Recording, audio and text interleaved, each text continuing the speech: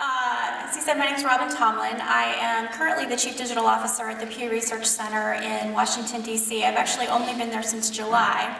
I've spent most of my career, though, as a journalist working in newspaper newsrooms. So I started as a reporter. I was a police reporter and a government reporter, worked as a metro editor, a sub-editor at small and mid-sized newspapers.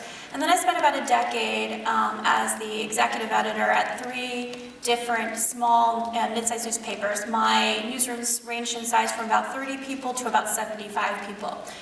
So when Bill talks about the goat being fed, I was working with the people feeding the goat every single day, and like many of you, I was probably not necessarily, I was a little bit tentative about some of the digital tools that were out there because we didn't have time to play with all of them. But as I worked kind of through these different newsrooms, I started to see the real opportunities that we had to tell new types of stories. I put this picture up here because it's made of words, and I was really a word person, not a data person. I am not, and as I said, a developer or a coder. I'm not a data architect, a statistician, a mathematician, a graphic artist, or any of the other things that people really associate with data journalism.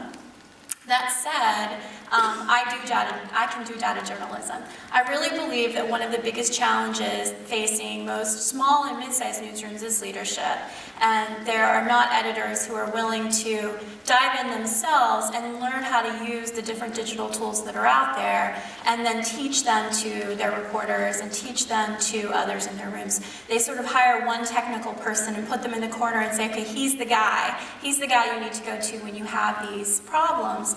And in reality, the tools that are out there right now are easy to use. They're free and they're very simple. And so I'm going to talk about a few of those different tools.